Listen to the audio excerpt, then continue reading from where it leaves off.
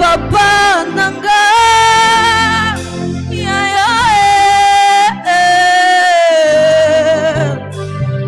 okoma famille nanga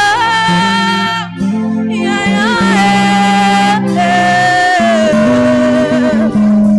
nabosindwa motema na ekotombola yo nabosindwa motema na ekotombola yo okoma nyonso yanga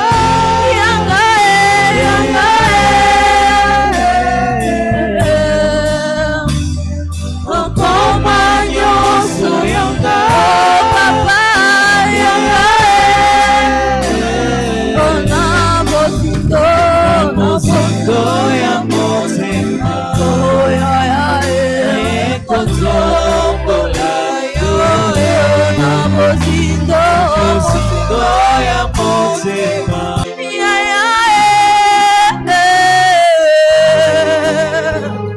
na bosindo motema na ekotombola yo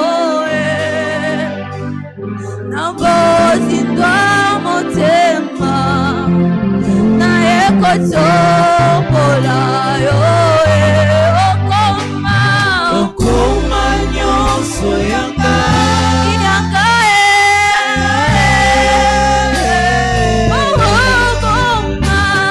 okoma nyonso yanga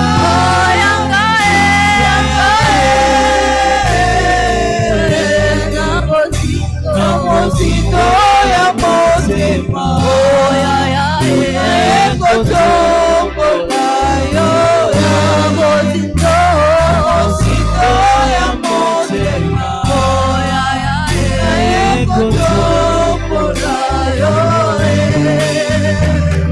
okoma espoir nanga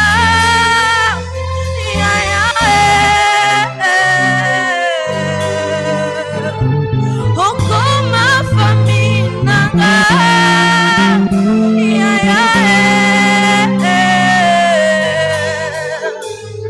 nabosindwa motema na ekotombola yo nabosindwa motema na ekotombola yo okoma nyonso yanga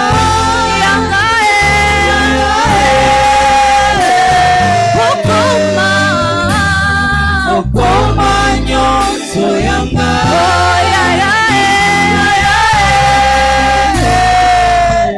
nabosindo ya motema na ekotombola yo nabosindo ya motema na ekotombola yo oui, Dieu est pour toi. Ne perds pas espoir.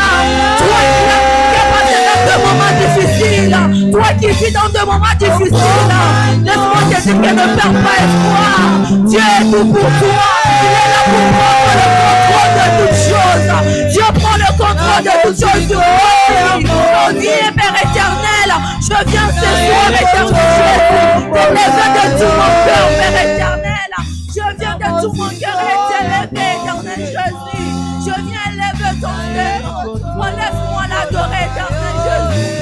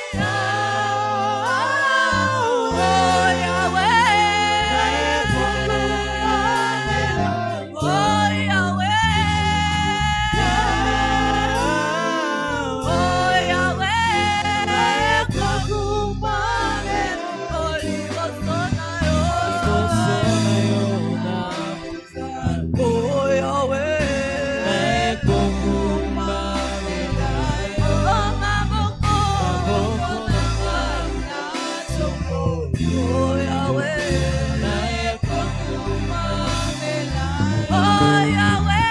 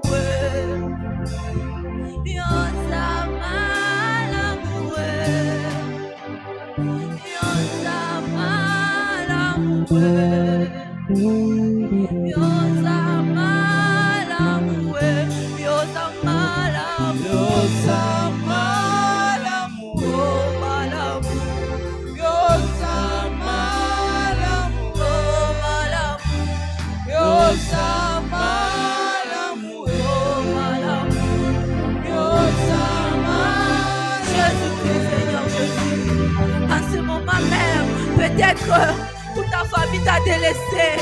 Peut-être tous tes amis t'ont abandonné. Je ne sais pas ce que tu passes, éternel Jésus. Mais Dieu est là. Il est là pour enlever la honte que tu as. Tes amis t'ont humilié parce que tu échoues à l'école. Ta famille t'a humilié parce que tu n'as pas des enfants. Mais Dieu est là pour enlever cette honte. Dieu est là pour t'honorer. Dieu est là pour changer ta vie. Dieu est là pour bouleverser ta vie. Seigneur Dieu des armées, viens sur moi. Demande à Dieu d'élever la honte sur ta vie. Demande à Dieu de d'honorer ta famille. Demande à Dieu de t'amener là où il veut que tu sois. De t'amener là où il veut que tu sois. Et demande à Dieu. Demande à Dieu de t'honorer. Demande à Dieu de t'honorer. Moi qui me battais à l'école, qui me battais même avec mes professeurs, mais Dieu m'a levé de là et il m'a amené quelque part. Dieu m'a levé de là et il m'a amené quelque part. Moi j'avais pas peur des gens, j'avais pas peur ni de mes parents, mais Dieu m'a fait grâce. Dieu m'a honoré, il m'a amené en ce lieu, Père. Si je passe en ce lieu devant vous, c'est pas parce que je l'ai voulu, mais parce que lui-même l'a voulu. Il accepte que je passe là devant et que je communique la vie et que j'annonce la bonne parole et que j'annonce la vie. Oh Seigneur, je le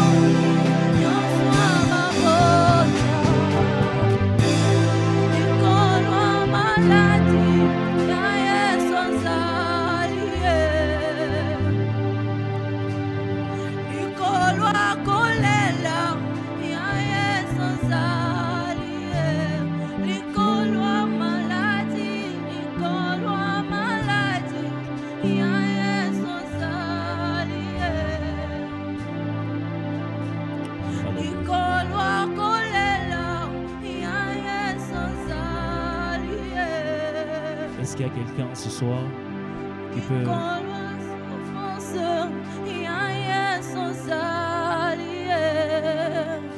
se déverser dans sa présence, la présence de Dieu? Alléluia. Dieu est réel. Et ce qui est sûr, c'est qu'il est là. Et il attend quelque chose venant de toi. La raison pour laquelle nous sommes venus ici en ces lieux, c'est pas forcément de chanter ou de regarder celui qui est en train de prier ou celui qui est en train de faire quoi que ce soit. Mais la raison pour laquelle nous sommes là, c'est pour rencontrer Dieu. C'est pour rencontrer réellement Dieu. Alors j'aimerais que quelqu'un puisse élever sa voix et dire: Seigneur, me voici. Tu avais le choix, tu pouvais aller ailleurs, tu pouvais aller vaguer dans tes affaires. Mais si tu es là, c'est pas pour passer du temps en vain, non, non. C'est pour rencontrer Dieu. Est-ce qu'il y a quelqu'un qui peut un petit moment oublier que les instruments sont là, que les voix sont là, et s'est plongé dans la présence des dieux?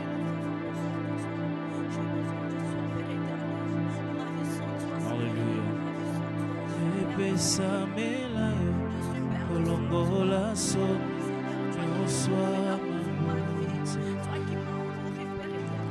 Epesamela kolongola so yabaolele Yesu aya ikolona nyonso ya Yesu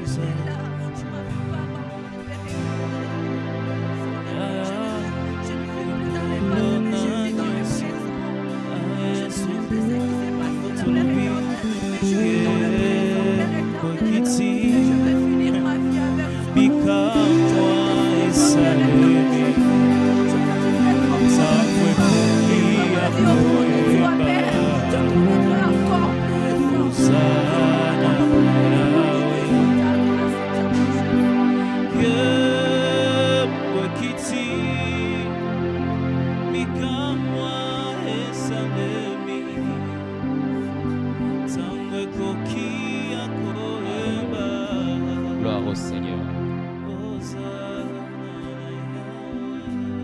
Est-ce qu'on peut se tenir debout, s'il nous plaît?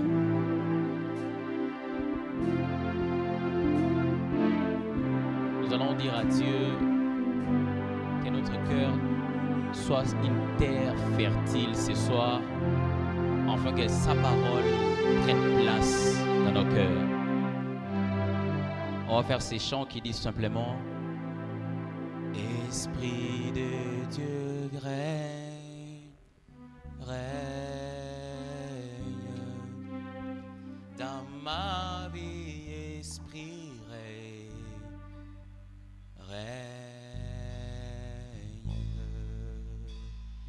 Esprit de Dieu règne,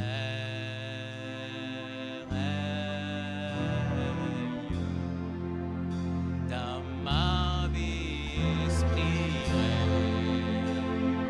règne, oh, Esprit de Dieu. Tu as entendu dire à Dieu: j'aimerais que tu règnes dans mon cœur ce soir. J'aimerais que tu prennes place dans ma vie ce soir. J'aimerais que tu prennes place dans mon cœur ce soir. Oh, Esprit de Dieu règne, règne dans ma vie, Esprit.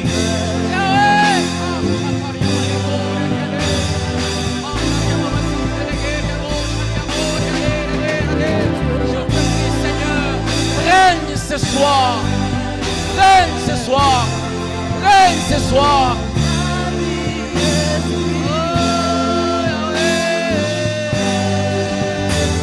Esprit de Dieu règne, Esprit, Esprit de Dieu.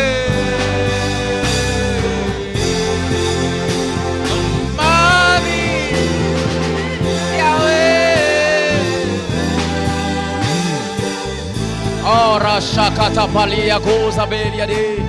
Mama Mashakata Mamandelia Kosa Prantalia Kora Baba Shataliake. Je te prie, Seigneur, règne ce soir. Je te prie, Seigneur, règne ce soir dans nos cœurs. Je te prie que tu prennes place. Que tu prennes place, Seigneur, dans nos cœurs. Je prie au nom de Jésus. Je prie au nom de Jésus. L'Esprit prend place, Père. Prends place ce soir. Prends place ce soir. Prends place ce soir.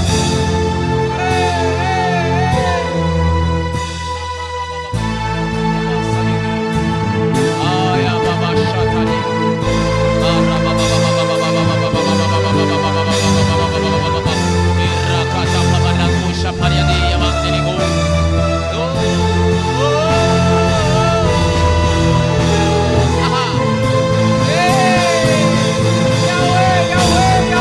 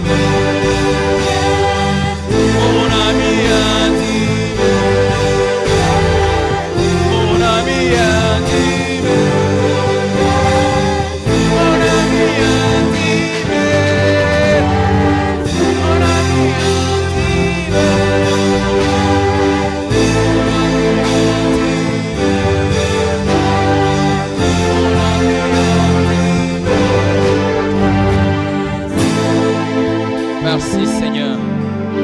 Merci Jésus. Est-ce qu'un saint peut acclamer le roi des rois?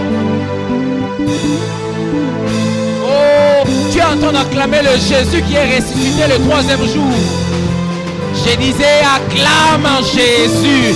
Tu acclames pour le roi des rois, les seigneurs des seigneurs. Merci Seigneur. Prions. Seigneur Dieu, nous te disons merci pour ces moments que tu nous accordes ce soir. Le moment où nous aimerons manger ta parole, Seigneur. Plein de défauts nous sommes, mais ta parole peut nous aiguiser. Plein de défauts nous sommes, mais ta parole peut nous redresser. Ce soir, je t'ai pris ensemble avec mes frères. Parle-nous, communique-nous ta pensée. Donne-nous les rémas du jour. Donne-nous la parole adéquate qu'il faut pour ce soir, de telle sorte qu'une âme sorte de ces lieux rafraîchie. Je t'ai pris, Seigneur. Aide-nous. Dans le nom de Jésus, nous avons ainsi prié. Amen. Est-ce qu'on peut acclamer pour le roi des rois? Amen. Amen. Grande est ma joie ce soir d'être parmi nous, de pouvoir nous annoncer la parole de Dieu. Grande est vraiment ma joie. Et je suppose que parmi nous, quelqu'un aussi content, comme ce fut le cas de David. La Bible me dit que David, à chaque fois, il disait lui-même d'ailleurs dans le psaume, qu'à chaque fois qu'on me disait d'aller dans la maison de mon père, j'étais joyeux, j'étais content. Et ce matin, moi aussi, et ce soir plutôt, je suis aussi content d'être parmi nous, parmi mes frères et sœurs. Amen. J'aimerais que nous puissions recevoir les salutations de notre Père, le pasteur Eliel, qui n'est malheureusement pas parmi nous de manière physique, mais j'ose croire que son Dieu est parmi nous. Amen. Est-ce qu'on peut recevoir par les acclamations les salutations de notre Père?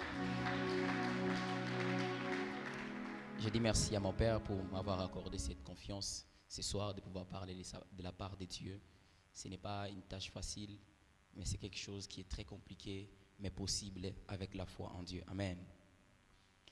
Comme vous pouvez le constater, déjà, je pense, malheureusement, pour ceux qui nous suivent en ligne, ne voient pas ça, on avait déjà projeté les thèmes de ce soir. Les thèmes de ce soir, j'aimerais nous parler sur l'art de s'attendre à Dieu. Amen. Vous pouvez m'aider de dire à votre voisin, voisine, l'art de s'attendre à Dieu. Dites-le très bien quand même, l'art de s'attendre à Dieu. Amen. Nous sommes dans le livre de Jacques, chapitre 5. Jacques 5, à partir du verset 7 jusqu'à 11. La Bible dit: soyez donc patients, frères, jusqu'à l'avènement du Seigneur. Voici le laboureur attend les précieux fruits de la terre, prenant patience à son égard, jusqu'à ce qu'il ait reçu le pluie de la première et la dernière saison. Verset 8. Vous aussi, soyez patients, affermissez vos cœurs, car l'avènement du Seigneur est proche. Ne vous plaignez pas les uns des autres, frères, afin que vous ne soyez pas jugés. Voici le jugement est à la porte. Prenez, mes frères, pour modèle de souffrance et de patience le prophète qui ont parlé au nom du Seigneur. Amen. Jacques chapitre 1. Jacques chapitre 1, à partir du verset 1. La Bible dit: mes frères, regardez comme un sujet de joie complète des diverses épreuves auxquelles vous pouvez être exposés, sachant que l'épreuve de votre foi produit la patience. Mais il faut que la patience accomplisse parfaitement son œuvre, afin que vous soyez parfaits, accomplis, sans faillir en rien. Amen. Le deuxième passage ici que je venais de nous lire, pour la meilleure de sa compréhension, je vais nous lire encore ce même passage, mais dans une autre version. Je vais nous lire dans la version Parole vivante. Très rapidement, la Bible dit: mes frères, Réjouissez-vous lorsque vous passez par toutes sortes d'épreuves ou des tentations. Estimez-vous heureux. Elles sont pour vous l'occasion d'accéder à la joie parfaite.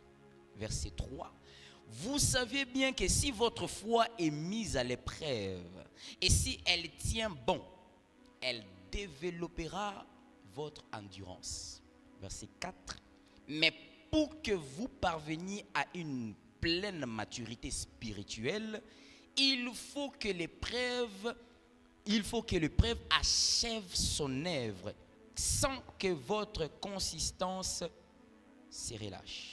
Que votre patience se manifeste dans toute votre conduite et s'accompagne d'actes parfaits. Ainsi, vous serez plein de force et vous parviendrez au but. Vous deviendrez irréprochable et il ne vous manquera rien. Amen. Le livre de Jacques que nous venons de lire tout à l'heure ici, c'est un livre écrit pas par l'apôtre Jacques, mais le frère de Jésus, les demi-frères de Jésus. C'est lui qui a écrit ces livres ici. Et les destinataires auxquels il était en train de s'adresser, il s'adressait à des personnes qui étaient des juifs d'origine, qui étaient des chrétiens d'origine juive, mais qui vivaient ailleurs à cause de la persécution. Alors, il s'est fait que là où ils sont partis, ils sont allés dans des milieux où il n'y avait pas de chrétiens, il n'y avait pas de juifs. Ils ont commencé à développer une attitude d'hypocrisie. Ils ont commencé à développer une attitude des gens qui se conforment un peu à ces gens pour éviter de paraître comme étant chrétiens. Et Jacques a appris cette nouvelle et il s'est mis à écrire. Alors le but de ces livres ici, c'est d'enseigner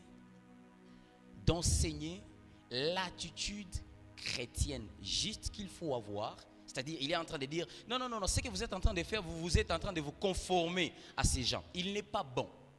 Il s'est conformé à ces gens. Pourquoi? Parce qu'ils étaient en train de souffrir. Ils n'étaient pas patients. Ils n'avaient pas la patience. Ils ne s'attendaient pas à Dieu. Alors il fallait qu'il y ait un encouragement pour le pousser à attendre Dieu. Amen. Il écrit ces livres pour les enseigner l'attitude chrétienne juste à avoir, mais aussi dénoncer l'hypocrisie qui s'est trouvée parmi les frères.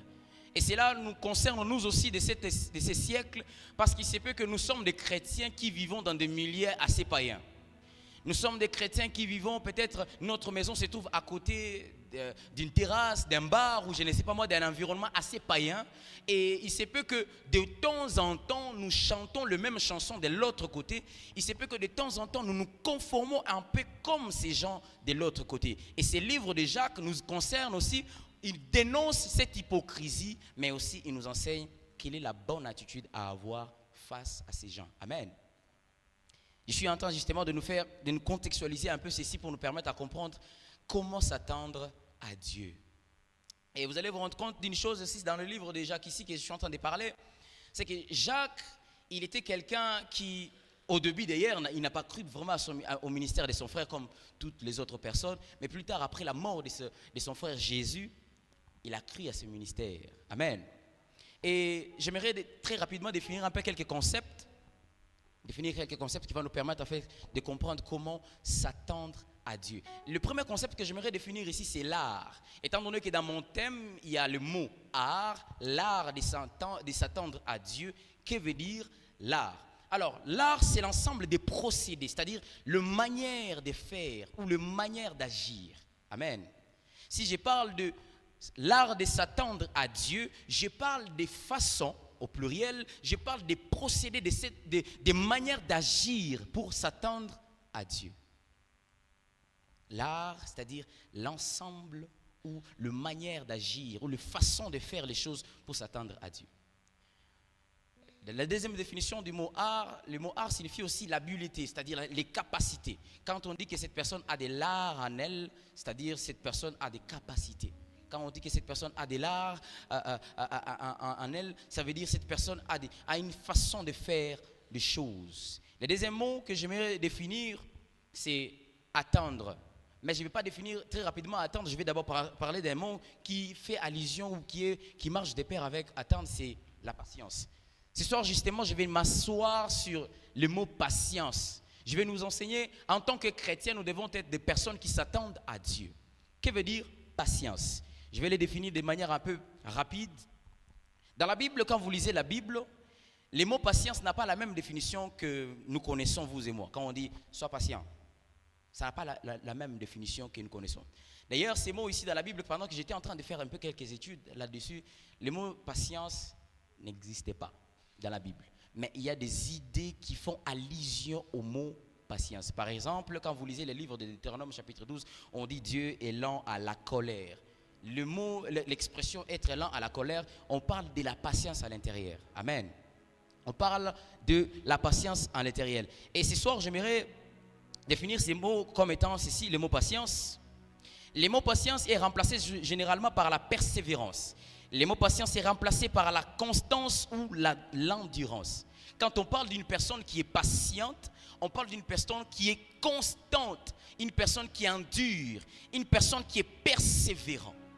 Et c'est que si Jacques était en train d'écrire à ses frères chrétiens se trouvant ailleurs, il leur disait que peu importe que vous vous trouvez dans le milieu païen, en train d'écouter des choses qui ne sont pas chrétiennes, endurez, persévérez. Amen. Notez bien ceci, pendant que j'étais en train de lire ces passages, ça m'a beaucoup béni, en train de développer ce thème, c'est que ce qui fait de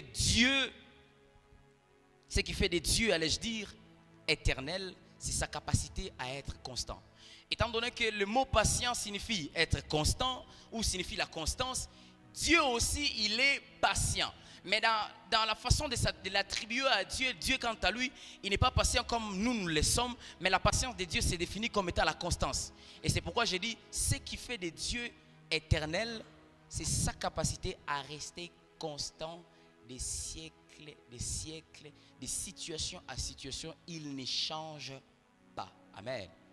Ce soir, allez, je dis, si nous voulons ressembler à Dieu, nous devons prendre certains attributs de Dieu qu'il a, tels que la patience d'ailleurs. C'est un des attributs que nous devons avoir nous en tant que chrétiens. Aujourd'hui, nous sommes dans une génération où il suffit de voir un frère ou une sœur de ton âge, de ta génération s'est marié. Directement, le cœur commence à... Tu n'arrives pas à endurer ça. Tu n'arrives pas à être patient. Tu n'arrives pas à garder le cœur ferme. Tu n'arrives pas à observer comme il se doit. Tu te dis, oh mon Dieu, c'est la sœur ici, elle a commencé l'église il n'y a même pas longtemps. Déjà, elle a eu un mari. Déjà, elle a eu un travail. Déjà, j'aimerais dire à cette sœur, sois patiente. Amen. La patience est l'un des fruits de l'esprit. Nous allons tout à l'heure en parler. Et alors, dans le milieu séculier, c'est-à-dire dans nos dictionnaires communs que nous utilisons tous les jours, quand on parle de la patience, elle est définie comme étant l'aptitude d'une personne à se maîtriser face à une attente. L'attitude, ou plutôt l'aptitude d'une personne à se maîtriser face à une attente. Je te pose une question. Est-ce que tu es patient? Partant seulement de ces définitions, est-ce que tu es patient? As-tu la capacité, as-tu la maîtrise de soi? Job chapitre 19, à partir du verset 25 à 27, c'est là que je vais commencer mon message. Job chapitre 19. Job 19, 25. Si quelqu'un est là peut nous aider. Job 19. Oh, je m'excuse. Job 19, 25. le verset 25, la Bible déclare, mais je sais que mon Rédempteur est vivant et qu'il s'élèvera le dernier sur la terre. Juste là, mais je sais que mon Rédempteur est vivant et qu'il s'élèvera. Continuez, verset 26.